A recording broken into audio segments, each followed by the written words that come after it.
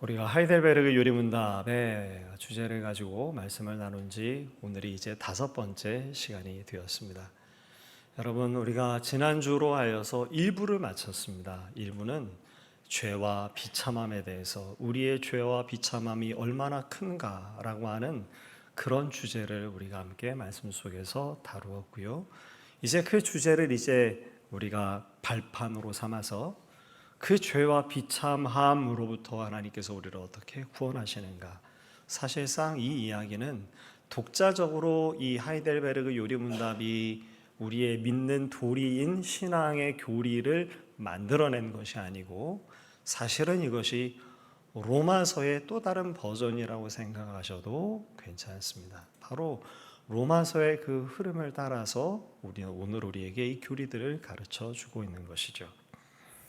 먼저 우리가 이 교리를 같이 공부하고 말씀을 나누는 것은 그것이 매우 체계적으로 되어져 있기 때문에 오늘 우리가 지금 어떤 자리에 있는지, 그리고 우리가 앞서서 나눴던 말씀들은 어떤 것이었었는지, 그것을 우리가 좀 정리하고 짚어가면서 말씀을 나누는 것이 좀 유익합니다. 그래서 지금 통상 우리 예배 시간에, 그리고 말씀을 전하는 설교 시간에 하는 양식은 조금 아니지만, 여러분 잠깐 괄호 넣기를 그냥 하는 게 시간을 세이브하고, 그리고 그게 더 효과적이겠다, 그렇게 생각이 듭니다.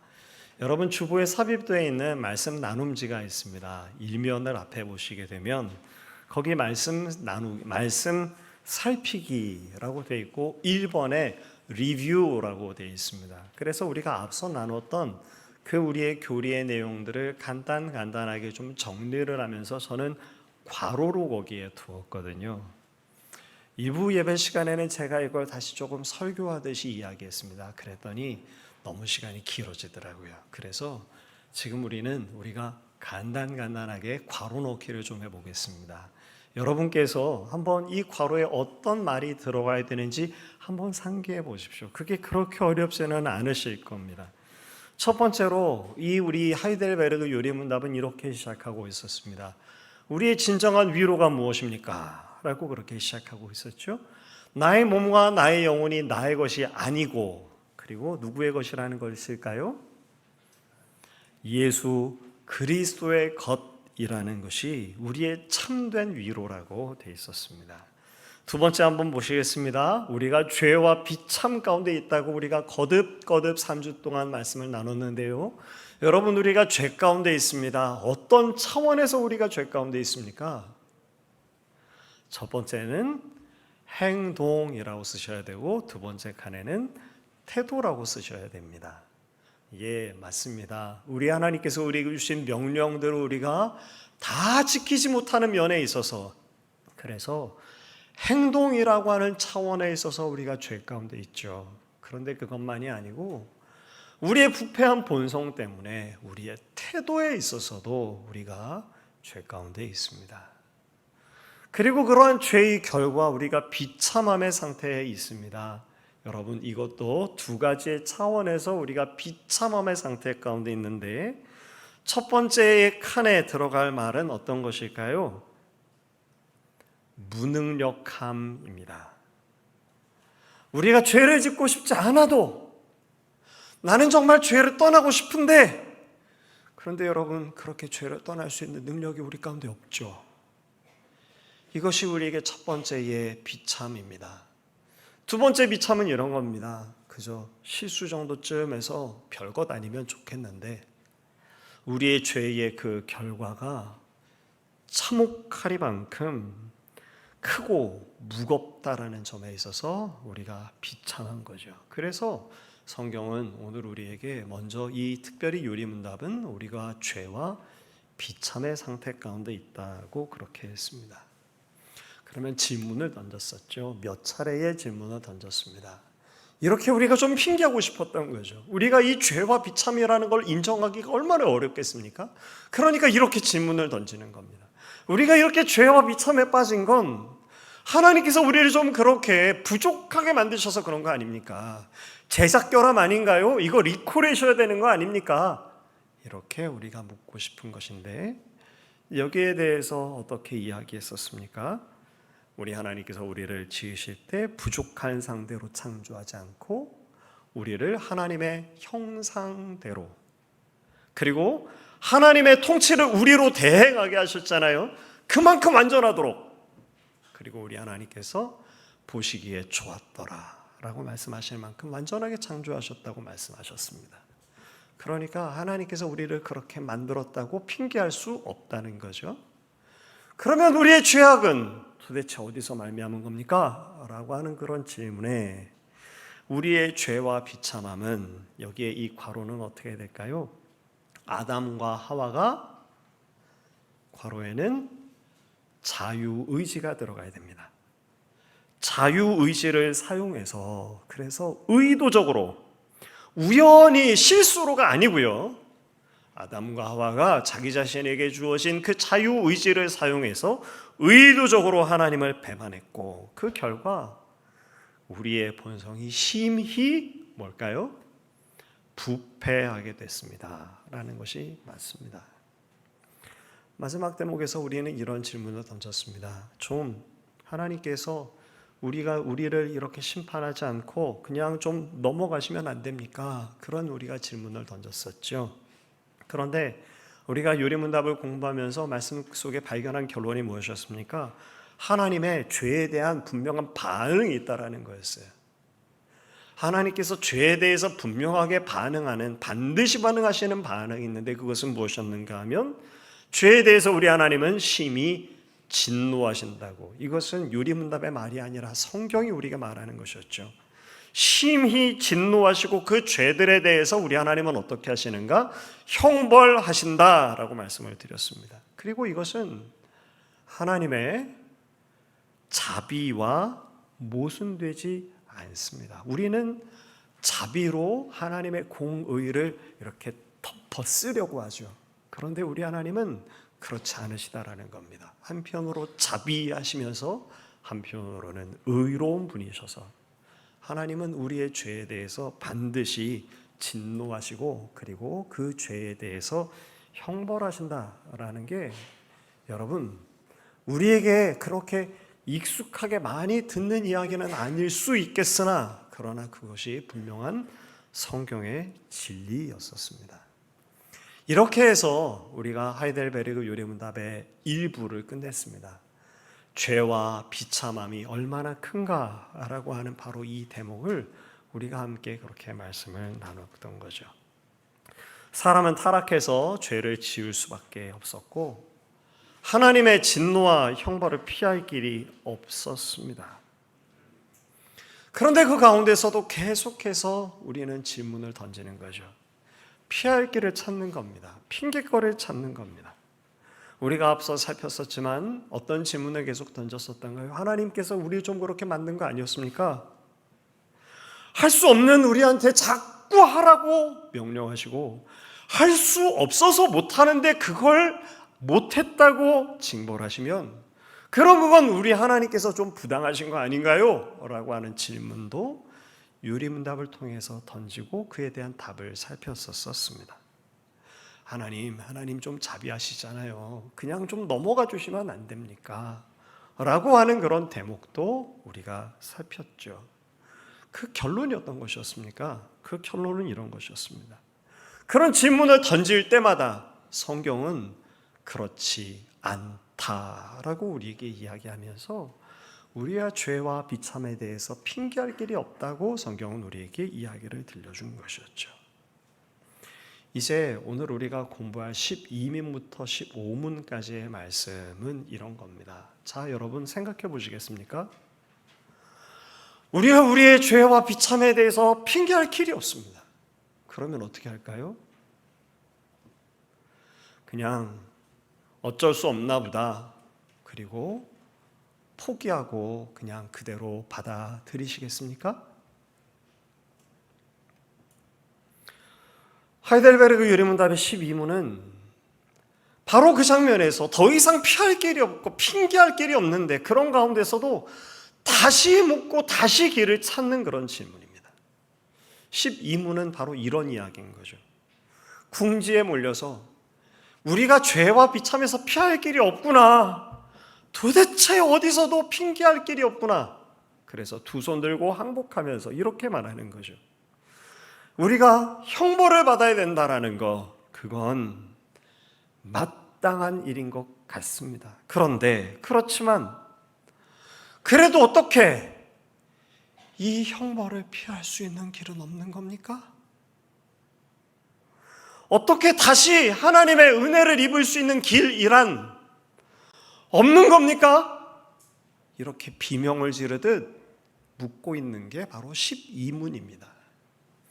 저는 이 질문에서 우리가 멈추어야 된다고 생각합니다. 그리고 이제 우리가 나누게 될 어떤 그 말씀보다도 이 질문이 갖고 있는 무게가 중요함이 매우 크다고 저는 믿습니다. 왜일까요?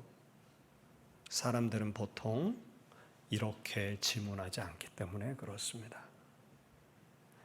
대개의 사람들은 어떻게 할까요? 핑곗거리를 찾습니다. 그런데 그 핑곗거리를 도저히 찾을 수 없게 되면 그 다음에 어떻게 하나요? 그러면 그 다음에 수긍하고 포기하고 그저 받아들입니다. 그런데 유리문답은 지금 그렇게 하고 있지 않은 겁니다. 이 질문자는 어떻게 하고 있는 겁니까? 이 문제에 대해서 집요하게 다시 또 묻고 있는 거죠. 예, 알겠습니다. 핑계할 길이 없습니다.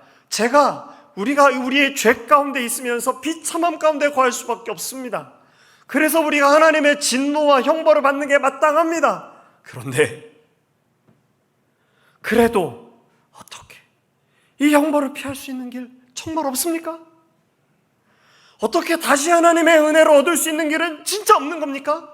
다시 또 묻고 두드리고 있는 거죠.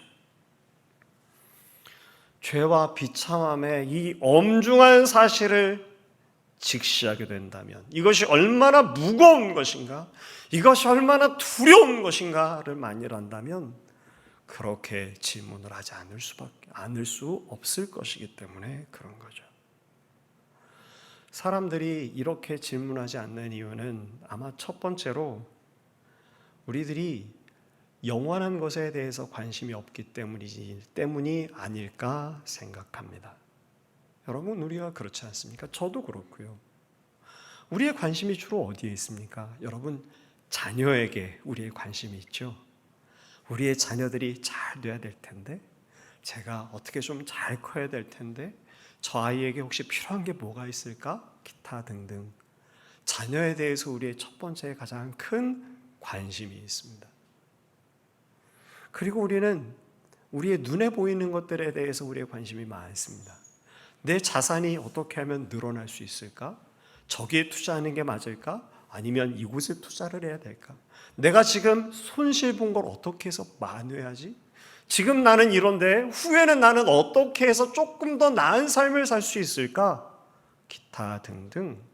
오늘 우리의 관심은 눈에 보이는 것들에 우리의 관심이 늘 있습니다. 그리고 눈에 보이지 아니하는 우리의 영혼의 상태에 대해서는 사실 그렇게 많은 관심을 갖고 있지 않은 것 같아 보입니다. 어쩌면 그게 눈에 보이지 않기 때문에 그럴 수 있겠죠.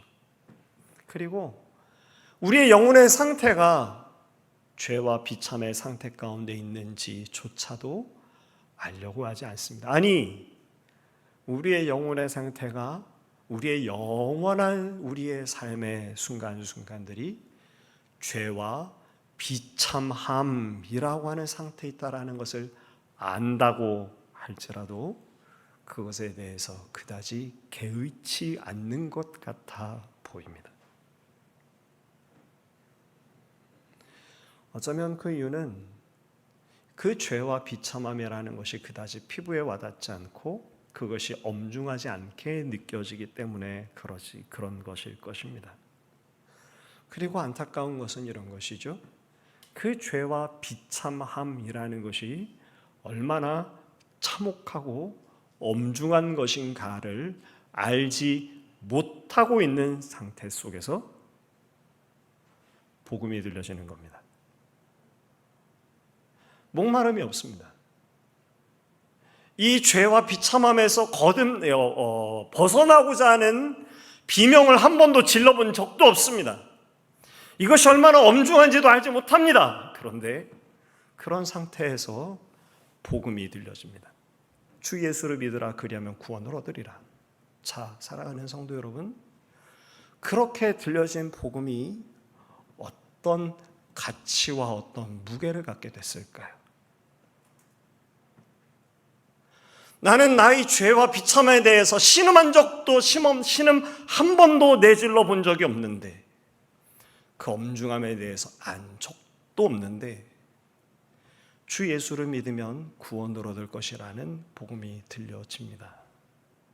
그 복음을 우리가 어떻게 취급하고 그 복음의 무게를 어떻게 여길까요?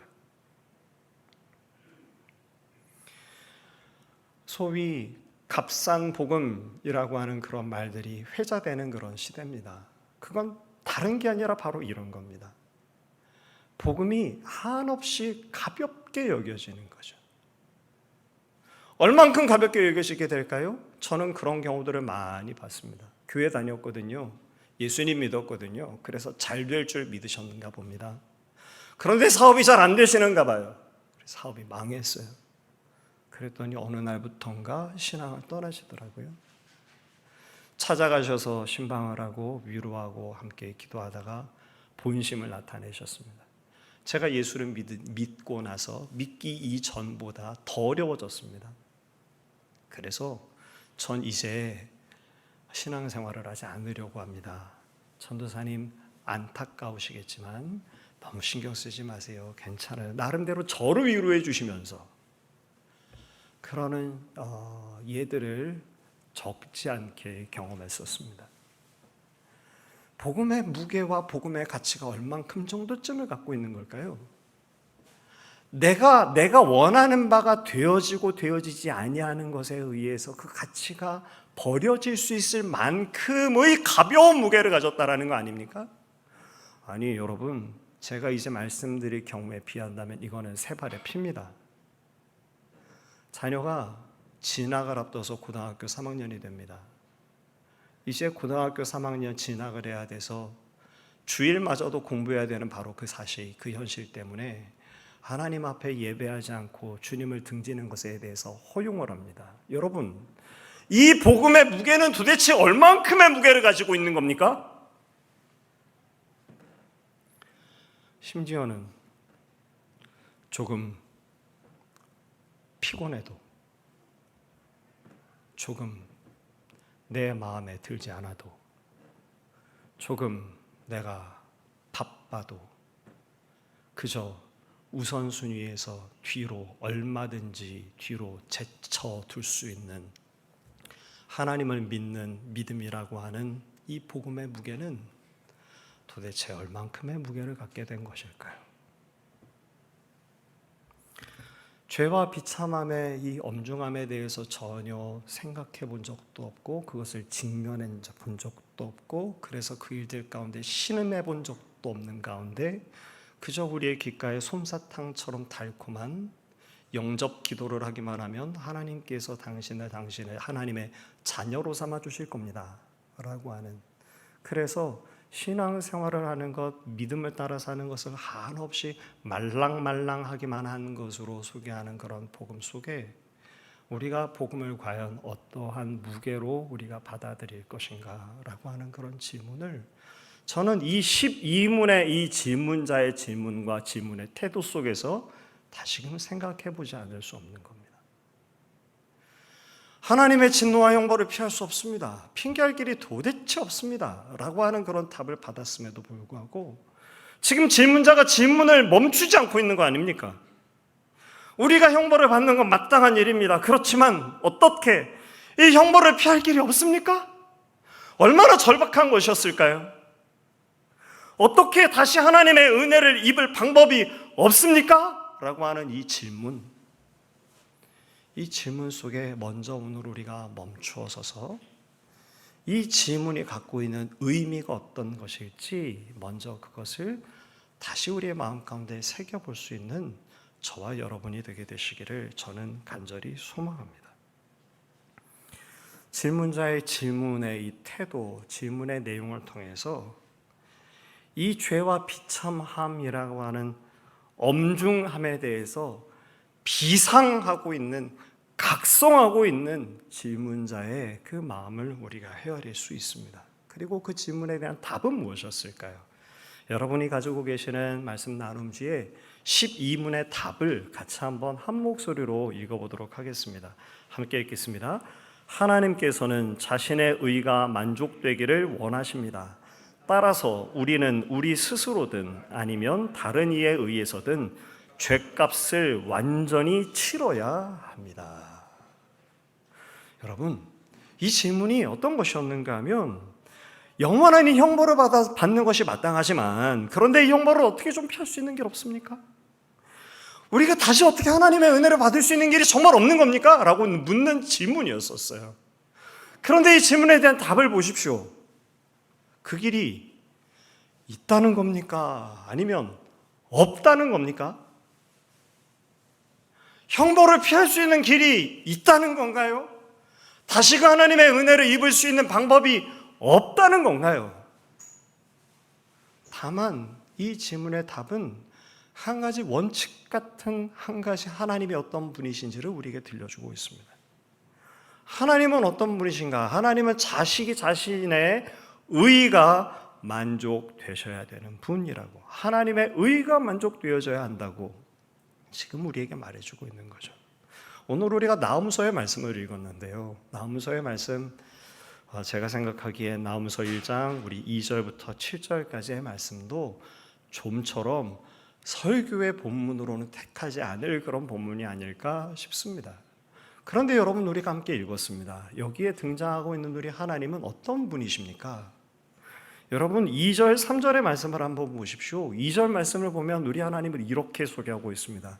여호와는 질투하시며 보복하시는 하나님이시니라. 여호와는 보복하시며 진노하시되 자기를 거스르는 자에게 여호와는 보복하시며 자기를 대적하는 자에게 진노를 품으신다고 말씀합니다. 그런데 이어지는 3절의 말씀엔 또 갑자기 이렇게 이야기를 합니다. 여호와는 노하기를 더디하신다. 그런데 다시 또 성경은 이렇게 이야기합니다. 권능이 크시며 벌받을 자를 결코 내버려 두지 아니하시느니라 라고 말씀합니다. 여러분, 우리 하나님은 도대체 어떤 분이십니까? 6절과 7절의 말씀도 보실까요? 6절 제가 한번 읽어드리겠습니다.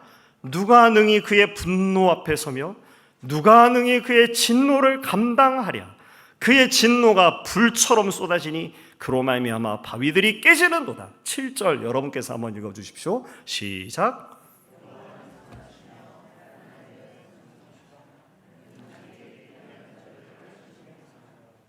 우리가 참 알기가 어려운 하나님의 모습입니다. 분노하시고 보복하시는 하나님이라고, 자기를 거스르는 자에게, 자기를 대적하는 자에게 우리 하나님께서 진노하시는 하나님이시라고 말씀하시는가 하면, 누가 분노 앞에 서겠느냐, 누가 그 하나님의 진노 앞에 설 수 있겠느냐 라고 선언하시는 하나님이신가 하면, 한편으론 우리 하나님은 노하기를 더디하시고 여호와는 선하시고 환난 날에 산성이 되셔서 자기에게 피하는 자들을 아시는 하나님이라고 또 이렇게 말씀해 주고 계시는 거죠. 자, 이제 다시 한번 여러분에게 질문을 드리고 싶습니다. 12문의 질문이 바로 그런 겁니다. 형벌을 피할 길, 하나님의 은혜를 다시 덧입을 수 있는 길, 그거 있는 것입니까? 없는 것입니까? 이 이야기를 13문, 14문, 15문을 통해서 요리문답은 우리에게 천천히 가르쳐 줍니다. 13문에 먼저 이렇게 12문에 그 규칙을 먼저 말씀해 준 거죠. 하나님의 의가 만족돼야 됩니다. 이게 분명한 하나님의 법입니다. 나무서에서도 우리는 보았습니다. 하나님은 분노하시고 진노하시는, 보복하시는 하나님이라고 말씀하셨거든요. 그런데 그러면 이 하나님의 의가 어떻게 해서 만족될 수 있는가? 하나님, 그러면 우리가 그 죄값 치르면 될까요? 그게 13문이죠. 우리가 그 죄값 어떻게든 좀 치러 보겠습니다. 우리가 그 형벌을 받아야 마땅한데, 그리고 하나님께서 그 죄값을 찾으셔야 된다면 그 죄값을 저희가 어떻게든 좀 치러 보겠습니다. 그러면 될까요? 그게 13문입니다. 여러분, 그에 대한 대답은 어떤 것이었는지 눈으로 한번 보십시오. 그 답은 어떤 것인가 하면 우리 스스로가 우리의 죄값을 치를 수 없다라는 게 그에 대한 답이었습니다. 당연하죠. 오늘 우리가 여전히 죄 가운데, 비참 가운데 있거든요. 아담과 하와 때 끝났고 오늘은 결백하면 좋겠습니다만, 오늘 우리가 아담과 하와의 죄를 그대로 답습하고 있습니다. 행동으로 우리가 하나님의 말씀을 지키지 않습니다. 오늘 우리가 태도로서 여전히 하나님을 우리가 대적합니다.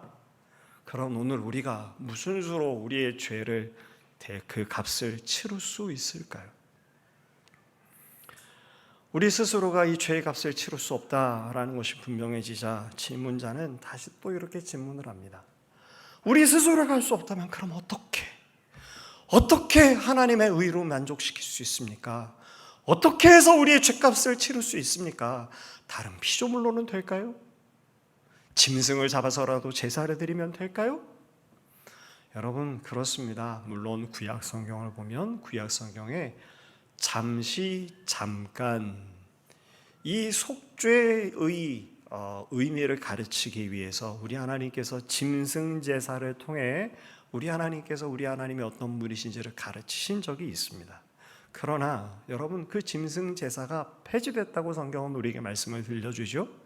그리고 그 결과 오늘 우리가 어떤 피조물이 대신해서 오늘 우리의 죄값을 치를 수 없다고, 아니 하나님께서 그것을 허용하지 않는다고, 하나님 입장에서 보면 정말 어처구니 없는 일이겠죠. 죄를 지은 건 사람인데요, 여러분, 희생당하는 죄값은 소입니다. 여러분, 이게 말이 됩니까? 그걸 우리 하나님께서 계속 받으시겠습니까? 또 13문에 대해서 답은 우리에게 들려줍니다. 그렇게 해서 될 수가 없는 일이라고 말이죠. 마지막으로 15문의 결론에 도달하게 되는데요, 15문을 제가 문제를 읽고 질문을 읽고 여러분께서 그 답을 들려주시면 감사하겠습니다. 제가 질문을 읽겠습니다. 그렇다면 우리는 어떠한 중보자와 구원자를 찾아야 합니까?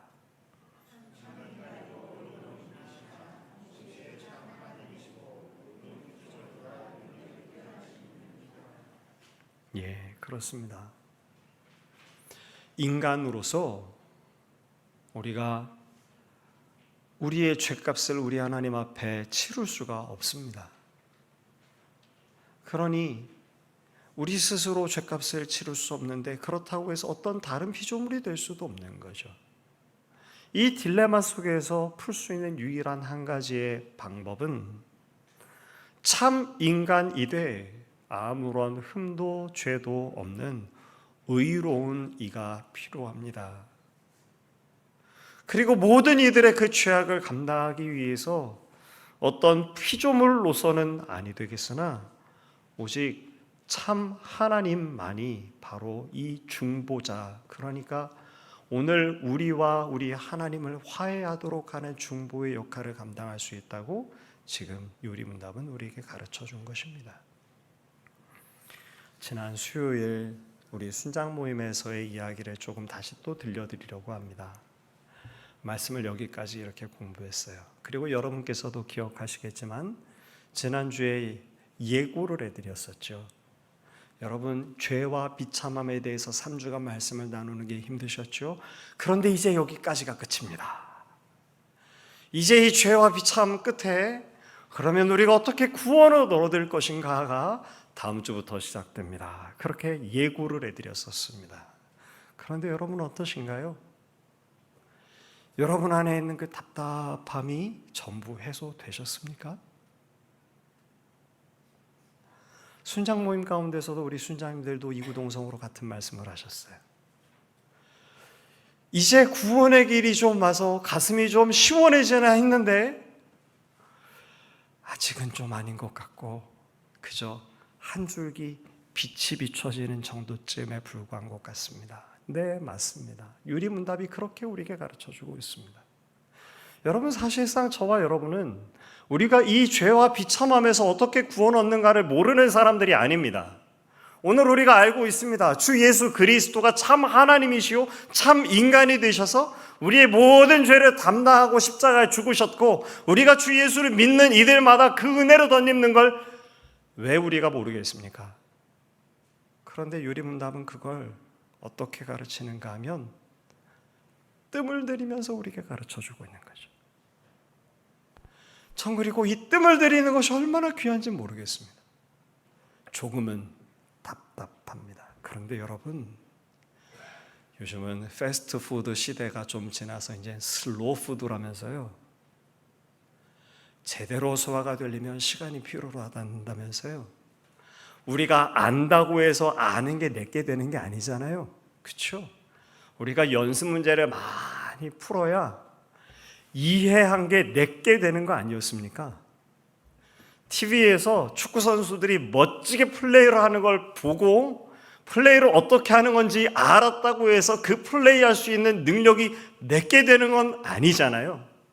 여러분, 소뼈를 넣고 그것을 고운다고 해도 그저 끓는 물에 후룩 끓였다고 해서 진국이 나오는 건 아니잖아요. 여러분, 그걸 어떻게 합니까? 우리가 천천히 약한 불에서 오랫동안 구우면서 그래서 그 속에서 진국이 흘러나오게 만드는 거 아닙니까? 오늘 우리가 우리의 능력이 되기 위해선 날마다 조금씩 운동량을 넓히고 연습 문제를 조금씩 더 풀면서 그러면서 그것이 아는 지식이 아니라 그것이 내 능력이 되도록 하는 거 아닙니까? 그래서 저는 절대적인 시간이 우리에게 필요하다는 것을 저는 믿습니다. 저희 아이들에게 그래서 자꾸 그런 얘기를 해요. 말씀 묵상했니? 이런 이야기를 해요. 아빠 할게요. 방에 들어갔어요. 근데 한 5분도 안 지난 것 같은데 다시 나왔어요. 아니, 너 지금 말씀 묵상한다고 들어갔잖아. 다 했어? 네, 아이가 다시 나와서 대답합니다. 네, 다 했어요. 뭐 한 걸까요? 문제풀이를 했죠. 큐티에 여러 가지 문제 있거든요. 아이들의 그 탁월한 학교에서 학습했던 그 능력을 가지고 뭘 했는가 하면 하나님은 어떤 분이신가 답을 달았죠. 우리가 배워야 될 교훈은 무엇일까요? 아주 기가 막히게 요즘은 아이들이 정말 빨리 캐치합니다. 금방 다른 거죠. 여러분, 그게 내 겁니까? 시간이 그것을 곱씹고 그 글을 쳐다보고 생각하고 산책을 하고 그 시간이 필요한 거 아니던가요? 유리문답이 뜸을 들이면서 우리에게 구원의 도를 가르쳐 줍니다. 오늘 우리가 이 하나님의 말씀을 조금씩 아직 우리가 속 시원하게 단번에 모든 것을 알게 된 것이 아니지만 그러나 오늘 우리가 이 질문을 다시 또 던지고 있는 그래도 어떻게 이 형벌에서 피할 수 있는 길 없습니까? 그렇습니다. 오늘 우리가 그 형벌을 피할 수 없다는 거 알겠습니다. 그래도 어떻게 다시 그 하나님의 은혜를 덧입을 수 있는 길은 없습니까? 라고 죄와 비참함의 깊이 속에서 그 길을 찾는 이 질문자의 마음을 헤아리면서 오늘 유리문답이 우리에게 가르치는 것을 우리 마음 가운데 새기며 주님을 아는 우리의 믿음이 더 공고해지고 명확해지고 우리의 믿음이 더 굳건해지게 되어지기를 간절히 소망합니다.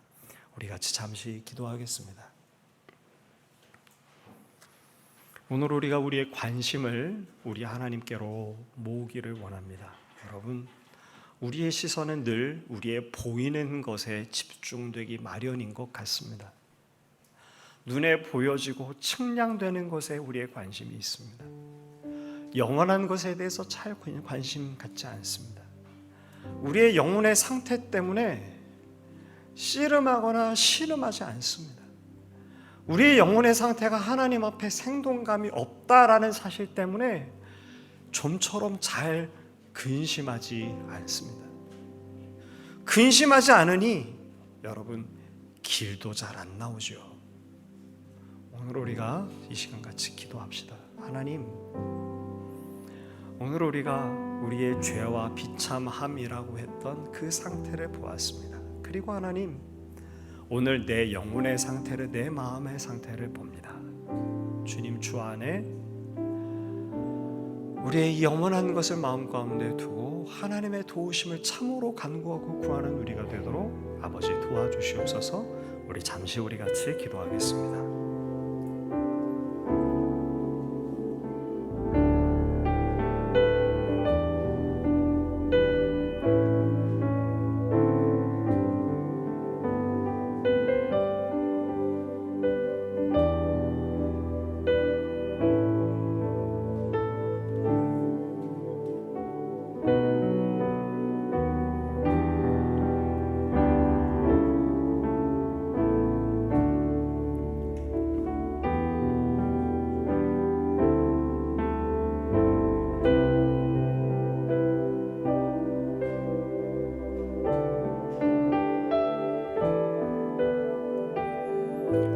거룩하신 우리 아버지 하나님,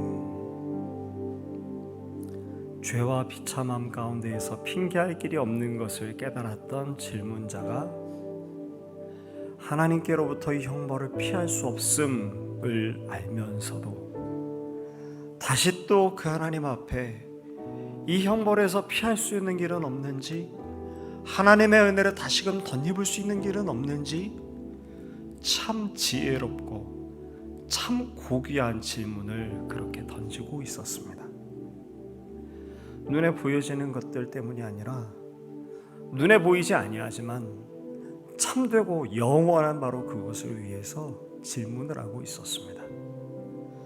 아버지 하나님, 오늘 우리가 우리의 삶들 가운데서도 그러하기를 원합니다. 늘 눈에 보이는 것에만 우리의 마음을 빼앗겨 살지 말게 하시고, 하나님, 오늘 우리가 하나님께로 받은 은혜가 얼마나 큰 것인지, 죄와 비참 가운데에서 우리를 구원해내신 하나님의 은혜가 얼마나 큰 것인지 아버지 하나님, 그것을 우리 마음 가운데 다시금 알고 기억하고 감사하며 주 앞에 사는, 그리고 오늘 또 우리의 영혼의 상태를 살펴서 한편으로는 주께 감사하고 한편으로는 근심하며 하나님의 은혜를 구할 수 있도록 아버지 역사해 주시옵소서.